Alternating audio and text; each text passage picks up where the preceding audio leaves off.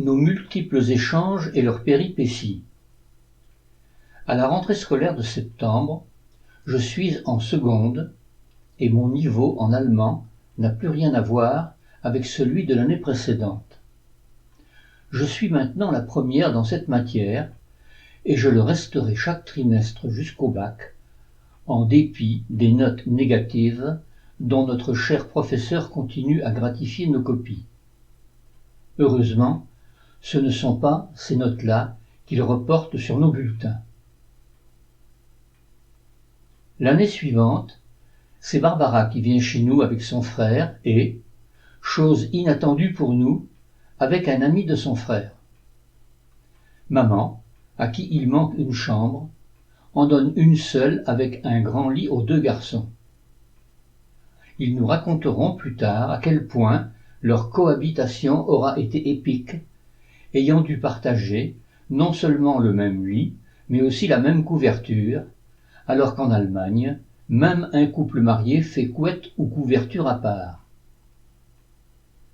Nos échanges s'intensifient au cours des années avec eux et avec leurs amis, et je vais là-bas presque tous les ans. Une fois, je m'y rends en voiture et caravane avec mon frère et ma belle-sœur. Le voyage est long et nous nous perdons un peu en Allemagne suite à une déviation de l'autoroute.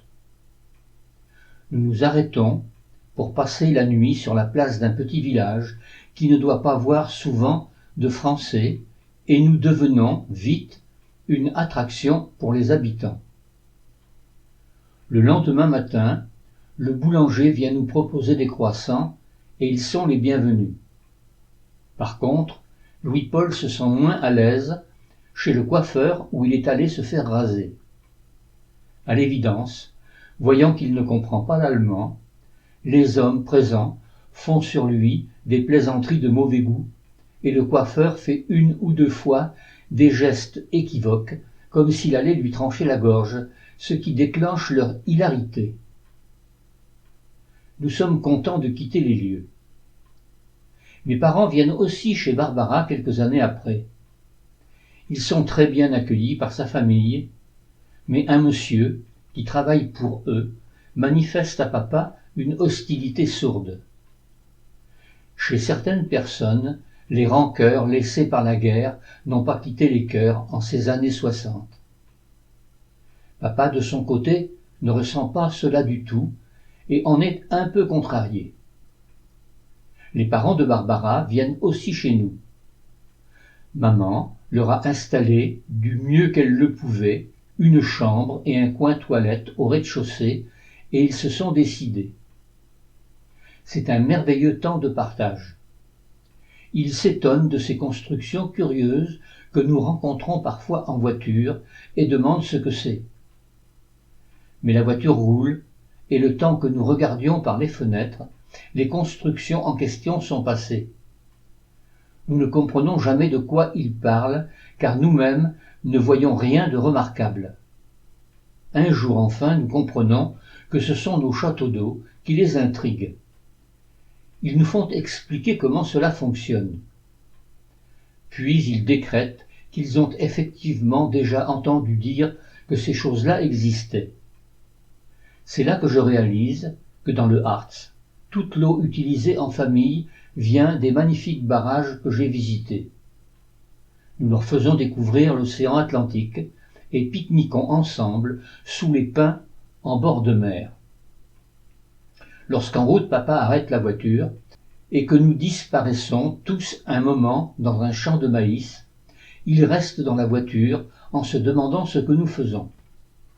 Si nous leur proposons de descendre, ils refusent poliment, alors qu'ils auraient besoin, eux aussi, d'un petit coin tranquille, car il ne leur vient pas à l'idée que les épis de maïs abritent notre pause pipi. La cuisine française les ravit, et ils repartent pleins de souvenirs et d'anecdotes à raconter à leurs amis. La première année, je dois à Barbara, en cachette de sa grand-mère, ma première cigarette et mon premier verre d'alcool fort, qui heureusement ne deviendront jamais pour moi une habitude, et aussi ma première boum. Je connais ses copains et copines comme si c'étaient les miens. Son frère aîné, charmant, mais timide un peu. Son deuxième frère porte les séquelles d'une chute de la maman pendant la grossesse, et il n'est pas tout à fait d'aplomb. Heureusement pour moi, il n'est pas toujours à la maison lorsque je m'y trouve, car il a déclaré qu'il souhaitait m'épouser. Et, comme il insiste, c'est parfois un peu pesant. À ce détail près, je passe toujours là-bas des vacances fantastiques et mon niveau d'allemand continue à progresser. Est-ce la deuxième ou la troisième année de notre échange? Je reste quelques semaines chez Barbara et nous revenons ensemble chez mes parents afin qu'elle passe également des vacances chez nous. Nous nous arrêtons à Paris. Madame F, maman de mon amie d'été Claudine et amie de mes parents, vient nous chercher à la gare. Barbara, qui habite une région d'Allemagne où les mœurs sont imprégnées de culture prussienne plutôt que latine, n'est pas habituée aux grandes effusions, surtout de la part de personnes étrangères. Même sa maman ne l'embrasse pas devant moi et se contente d'une affectueuse accolade en ma présence lorsqu'elle se retrouve après plusieurs semaines de séparation. Madame F, elle, est grecque et a d'autres habitudes. Elle accueille Barbara en l'enlaçant de tout son cœur et elle lui plaque plusieurs bises de bienvenue sans remarquer que la jeune fille, à moitié étouffée, se recroqueville comme elle le peut entre ses bras. Madame F nous fait visiter Paris pendant 2 grandes journées, ce qui est pour nous un vrai bonheur. Puis, dans le train qui nous mène de Paris à Ruffec en Charente, gare à laquelle papa vient nous chercher, nous sommes seuls dans le compartiment et faisons un peu les folles. Nous enlevons nos chaussures et passons les pieds nus par la fenêtre du train pour saluer les gens dans les gares. Un peu plus tard, quand le contrôleur vient vérifier nos billets, il nous fait une leçon de morale sur la bonne tenue des jeunes filles. Il nous fait remarquer que nous sommes dans un train et pas à la plage, et il nous prie de ne plus nous faire remarquer jusqu'à l'arrivée. Une autre année, où nous repartons seuls chez les parents de Barbara cette fois-ci, je me mets à la fenêtre du train, en arrivant à la gare de Cologne, afin d'admirer la cathédrale. Une brusque douleur à l'œil me fait reculer prestement. Un minuscule morceau de métal vient de se ficher dans ma cornée. Le lendemain, je suis reçu chez l'ophtalmologiste de la famille qui m'opère et me pose un pansement. Avant de me laisser quitter son cabinet, il me dit qu'il aime bien la France et me demande en allemand « Si vous vouliez me dire en français que je suis fou, vous me le diriez comment ?» Je le regarde incrédule, mais il insiste. Alors je dis « Vous êtes fou ?» Mais ça ne lui suffit pas. Il me dit qu'il sait qu'il existe de multiples expressions pour dire ça, dont des expressions argotiques ou imagées, qu'il souhaite les connaître toutes, et qu'à mon prochain rendez-vous, où il jugera s'il peut enlever mon pansement ou s'il doit m'en refaire un, il veut que je vienne avec une liste écrite de toutes les possibilités que j'aurais trouvées pour dire « Vous êtes fou » en français. Bien. Un peu inattendu, mais il ne me laisse partir qu'après avoir obtenu ma promesse. Le jour J, je retourne à son cabinet avec ma liste en poche. La salle d'attente est pleine. Je me dis qu'il a sûrement autre chose à faire que de s'occuper de cette liste, et j'espère qu'il a oublié sa demande entre-temps.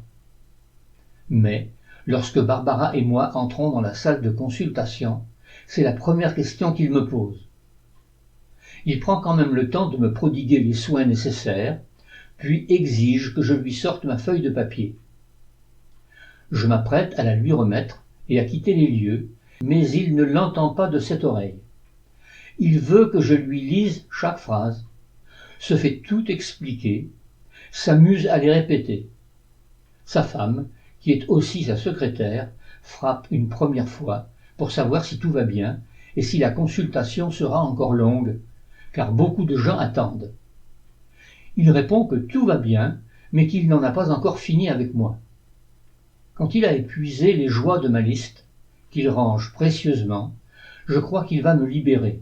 Mais pas du tout.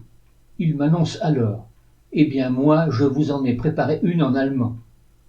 Il me demande alors de la lire, s'arrête à chaque expression et me demande de bien réfléchir si je ne trouve pas un équivalent français. Je suggère que nous lui prenons peut-être trop de temps, mais il dit que non, que tout va bien, et je me retrouve, malgré moi, en train de comparer « tu as une case de vide avec la version allemande, tu n'as plus toutes les tasses dans l'armoire » et autres idiomatismes du même genre. Une deuxième fois, sa femme intervient.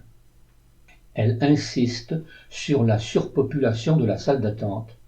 Il l'envoie littéralement paître, et elle part en claquant la porte. Si je trouve de nouvelles expressions, je ne le lui dis plus.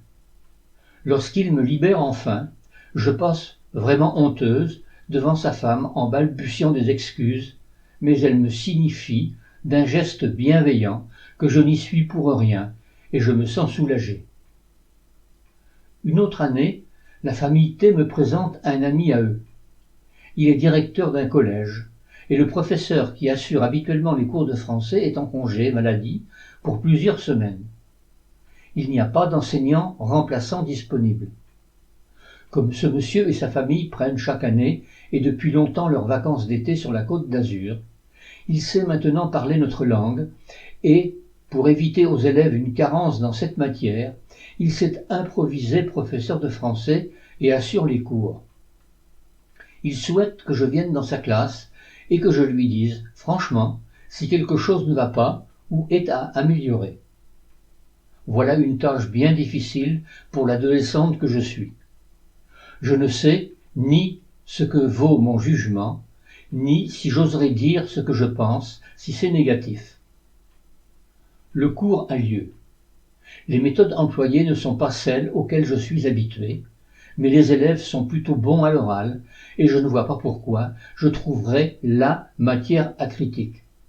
Par contre, un détail m'étonne et me désoriente d'abord, puis m'amuse franchement une fois que je réalise ce qui se passe, et surtout pourquoi ça se passe. J'essaie tant bien que mal de garder mon sérieux. Vais-je oser lui en parler? Il a toujours fréquenté le sud de la France, et seulement le sud. Et il apprend aux élèves le français avec l'accent de Marseille. La gentillesse déployée à mon égard par la famille T et l'aide apportée par le papa pour m'aider à maîtriser la langue joue sans doute un rôle dans la décision que je prends, après le bac, de continuer l'allemand en faculté, bien que ce soit ma deuxième langue vivante.